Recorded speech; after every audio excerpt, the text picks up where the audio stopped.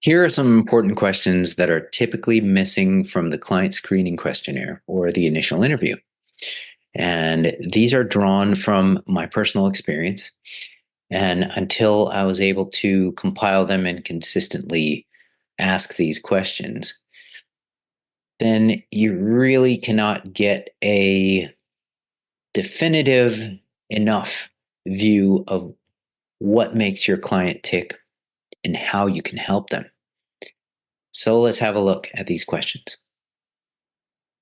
Okay, so this is in order of importance. List the goals. So, like, the goals have to, not everybody has a singular goal that they'll present to you. They'll say, oh, I want to lose fat and I want to gain muscle. And sometimes they'll say, I want to lose fat and I want to gain muscle and I want to improve my blood lipids, let's say. Or they'll have some permutation of another set of goals. Okay, but you've got to get it straight. What is the order of importance of these goals? What is the most important goal? So if somebody tells you, hey, I want to lose fat and gain muscle, then you have to get it straight. All right. So if you were to assign percentage designations to those goals, what are we looking at? 80% you want to lose fat, 20% you want to gain muscle, or is it exactly 50-50? And then we have to decide how feasible that is based on your starting status and your training status and your other programming variables. You have to get this straight. What is the order of importance of their goals and what do they want to focus on most? And chances are they will have one goal that's of greater importance to them than the other goals. And that's the one you pour most of the focus and effort into. It's very rare that people have perfectly even desire for two or more goals. So you have to find this out. Order of importance is important. Next thing is, what is the time frame or deadline that you have to reach your goals? This is another important question that sometimes goes missing in initial interviews. So the protocol for a very tight deadline, let's say a 4 to 8 week deadline, is going to be very different. The protocol and the approach for that type of a deadline is going to be very different than if somebody had, let's say, 4 to 8 months. So programs with very tight deadlines will tend to be more scripted, less options, more specific, more quantitative. And programs with longer time frames, you have a lot more room for being less scripted, less precise, more qualitative, more big picture, and you can kind of work on things obviously at a more leisurely and less urgent pace. And so it's the whole thing changes according to time frame. Next question, is there anything you can think of about your habits, personality, or quirks in order to help me help you stick to the program? So you can just literally ask that question, and then it triggers the person into jogging through their memory and essentially giving you tools to work with, giving you insiders' perspectives on what makes the person tick and what drives, what fuels them, what are some of the behaviors that you can expect them to either use in a reactive fashion or a proactive fashion. So that is an important question to ask them. Is there anything you can think of about your habits, personality, or quirks that I should know of that will help me help you?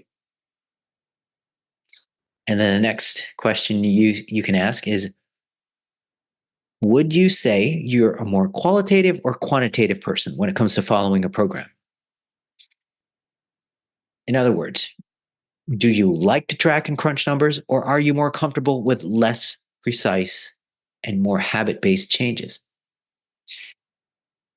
The answer to this question will give you some valuable insights into the tendencies of your client to be more numerical or quantitative versus more qualitative and kind of habit based. And so, is the person a little bit more of an artist, or are they a little bit more of a scientist, or are they just like a Renaissance person and they're ready to engage all methods?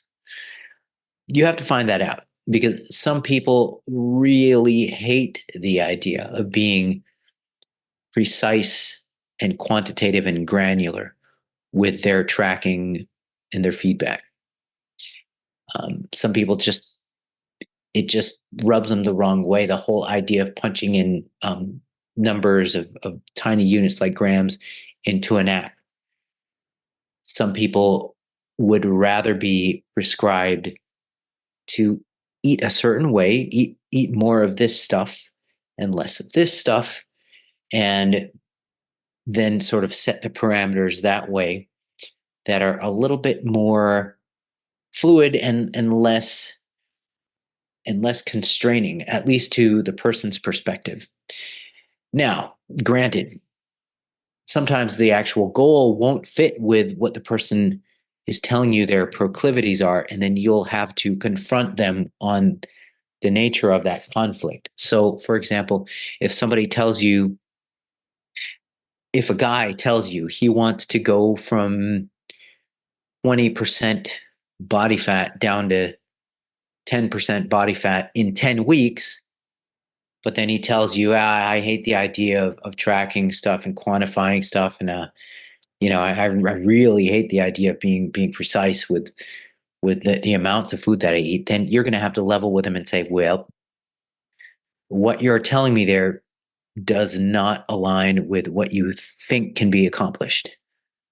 So, nevertheless, you will have to find out what kind of person that you're dealing with in terms of their proclivities toward more qualitative approaches versus more quantitative approaches. That's important to know, whether you're dealing with an accountant type or sort of an artist type. Okay. Next thing they ask, what programs or practitioners in the past have you tried that did not work? And what reasons would you cite for the program not working? What happened? What have you tried in the past that you did not like? And why did it not click with you? Why did the person or the program not click with you? Why did it not work out? So, this will give you some very valuable insights into approaches that you would want to perhaps avoid with them, or perhaps significantly modify so that it will work for them. And by the same token, you also want to ask, what approaches, programs, or practitioners in the past have you liked and have worked for you? That's very valuable intel. And then, of course, you have to ask, why did it stop working? All valuable intel. So, the next question that you would want to ask. So, training and physical activity questions are, of course, crucial for nutrition professionals to know, because then you want to get a feel for what is the energy outside of their history. What can they tolerate? What do they actually enjoy? So, getting a history of their training and physical activity and making sure it's thorough and specific will give you much more ammo to program with. And this is an important one.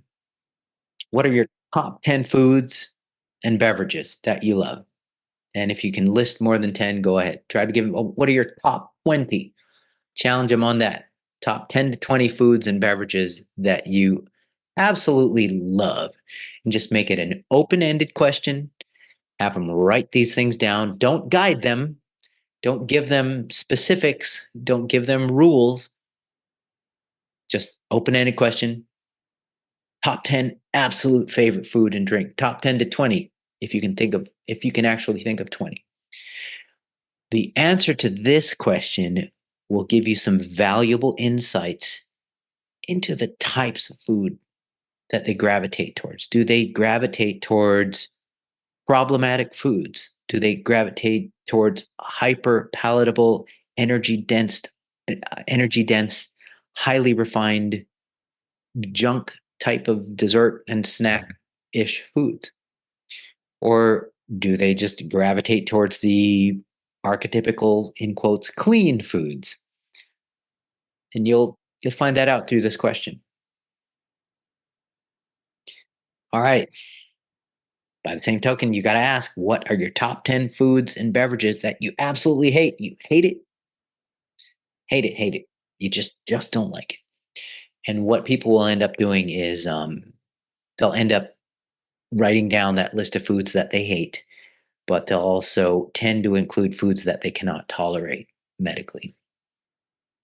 But you should be asking that anyway, regardless. What foods can you not tolerate from a medical perspective? All right. And then a question that is often missed is asking, what are the top three biggest barriers or challenges that you faced or are facing when trying to reach the goal you're planning to accomplish? What are your three biggest saboteurs, according to you? Tell me what's going on. What are the three biggest barriers?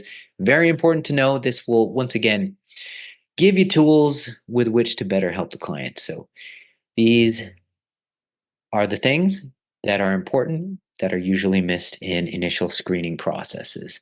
So there you have them. And with that, I'll see you back on lesson 4, where we look at types of assessments, and we'll also look at body composition standards.